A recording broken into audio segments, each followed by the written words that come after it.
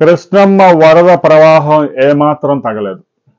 ఎగువ ప్రాంతాల్లో కురుస్తున్న వర్షాలు, తెలంగాణలో కురిసిన వర్షాలు, ఆంధ్రప్రదేశ్లో కురిసిన వర్షాలతో ప్రకాశం బ్యారేజీకి 5 లక్షల పైగా వరద వచ్చి చేరుతా ఉంది.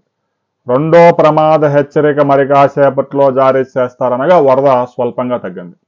ఆల్మట్టి నుంచి శ్రీశైలానికి ఎంత వరద వస్తూ ఉంది, శ్రీశైలం నుంచి నాగార్జున సాగర్కి ఎంత ఫ్లడ్ వస్తూ ఉంది, నాగార్జున సాగర్ నుంచి ఎంత వరద నీటిని పులిచింతలకు రిలీజ్ చేస్తూ ఉన్నారు అనే వివరాలు మనం ఈ వీడియోలో తెలుసుకున్నాం. మహారాష్ట్రలోని సాంగ్లీ, కొల్హాపూర్, కర్ణాటకలోని వెస్టర్న్ ఘాట్స్, మహారాష్ట్రలో వెస్టర్న్ ఘాట్స్లో కురిసిన వర్షాలకి కృష్ణానదికి పెద్ద ఎత్తున వరద వచ్చి చేరుతా ఉంది. ఆల్మట్టి డ్యాంకి 1,55,000 క్యూసెక్లు వరద వస్తూ ఉంది. ఇప్పటికే ప్రాజెక్టు మొత్తం నిండిపోయింది.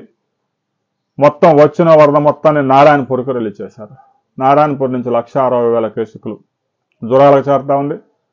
జూరాల్లో 11 విద్యుత్ యూనిట్ల ద్వారా మొత్తం విద్యుత్ ఉత్పత్తి చేసి 30,000 క్యూసెక్లు, 5 గేట్లు ఎత్తివేయడం ద్వారా 1,20,000 క్యూసెక్లు, మొత్తం మీద 1,50,000 క్యూసెక్లు శ్రీశైలం ప్రాజెక్టుగా రిలీజ్ చేశారు.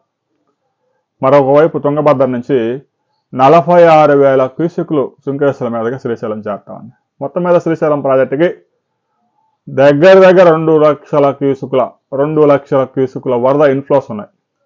శ్రీశైలం ప్రాజెక్టు ఇప్పటికే పూర్తిగా నిండిపోయింది. 885 అడుగుల కెపాసిటీకి గాను 884 అడుగులకు వరద చేరింది.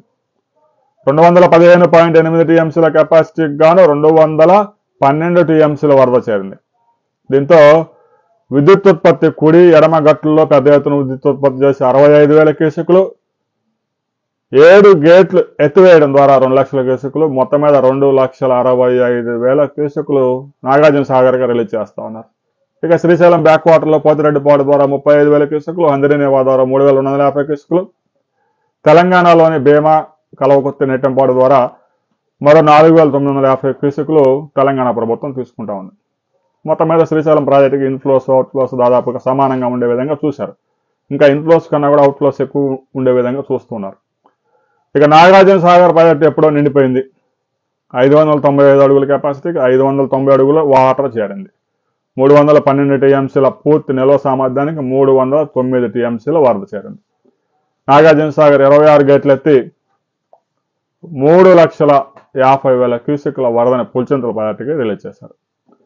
ఇక నాగార్జున సాగర్ లెఫ్ట్ కెనాల్కి 7,900 క్యూసెక్లు, కుడి కాలకు 8,500 క్యూసెక్లు, మాదారెడ్డి లిఫ్ట్కి 1,850 క్యూసెక్లు రిలీజ్ అవుతా ఉంది. మొత్తం మీద నాగార్జున సాగర్ ప్రాజెక్టు వచ్చిన వరద మొత్తాన్ని కిందకే వదిలేస్తా ఉన్నారు. పులిచింతలు కూడా నిండిపోయింది. 45 టీఎంసీల కెపాసిటీకి 43 టీఎంసీల వరద చేరింది. వచ్చిన వరద మొత్తాన్ని విద్యుత్ ఉత్పత్తి ద్వారా 38,000 క్యూసెక్లు, గేట్లు ఎత్తివేయడం ద్వారా 3 లక్షల క్యూసెక్లు, మొత్తం మీద 3,38,000 క్యూసెక్లు ప్రకాశం బ్యారేజీకి రిలీజ్ చేశారు. పులిచింతల దగ్గర రిలీజ్ చేసిన ఫ్లడ్తో పాటుగా ప్రకాశం బ్యారేజీకి అదనంగా మరో 2 లక్షల క్యూసెక్ల వరద వచ్చి చేరుతా ఉంది. కొండవీటి వాగు, పాలవాగు, మునేరు ఇవన్నీ ఎగువ ప్రాంతాల్లో ఉండే ఎద్దువాగు, చంద్రవంక, మూసీ నది నుంచి వచ్చే వరదతో ప్రకాశం బ్యారేజీకి 5,50,000 క్యూసెక్ల వరద వస్తా ఉంది. ఇంకో 10,000 క్యూసెక్లు పెరిగితే రెండో ప్రమాద హెచ్చరిక జారీ చేయడానికి అధికారులు సిద్ధం కాగానే వరద తగ్గింది. అవనిగడ్డ వద్ద కూడా, పులిగడ్డ వద్ద కూడా బ్రిడ్జిని ఆనుకుంటూ వరద వెళ్తా ఉంది. ప్రకాశం బ్యారేజీ దగ్గర 70 గేట్లు ఎత్తేసి వచ్చిన వరద మొత్తాన్ని సముద్రంలోకి వదులుతా ఉన్నారు. ప్రస్తుతానికైతే వరద పెరిగే అవకాశం లేదు, కానీ రాబోయే 2-3 రోజుల్లో మరలా వర్షాలు కురిసే అవకాశం ఉన్నాయని విపత్తు నిర్వహణ సంస్థ హెచ్చరికలు జారీ చేసింది. దీంతో అధికారులు అలర్ట్ గా ఉన్నారు. విజయవాడ కూడా ముంపు ప్రమాదం లేదు. ఏదైతే బుగ్గవాగుందో, బుడమేరు వీటిలో వర్షపు నీరు తగ్గిపోయింది. బుడమేరులో వరద లేదు, అసత్య ప్రచారాలు నమ్మవద్దు. మరలా బుడమేరు ముంచిపోతా ఉంది. గత ఏడాది 38 డివిజన్లు ముంచేసింది. 4 లక్షల మంది రోడ్డున పడ్డారు. అంతా వరదే. అలాంటి పరిస్థితి రాబోతా ఉందంటూ వస్తున్న వార్తల్లో నిజం లేదు. బుడమేరులో కనీసం 3,000 క్యూసెక్లు కూడా వరద లేదు. 35,000 క్యూసెక్లు వరద వచ్చినా కూడా మెయింటైన్ చేయడానికి అధికారులు సిద్ధంగా ఉన్నారు. రాబోయే కొద్ది 2-3 రోజుల్లో అతి భారీ వర్షాలు నమోదయ్యే అవకాశాలు ఉంది. కాబట్టి ఫ్లడ్ ఎటు దారి తీయబోతా ఉంది అనే వివరాలతో మరో వీడియోలో తెలుసుకుందాం.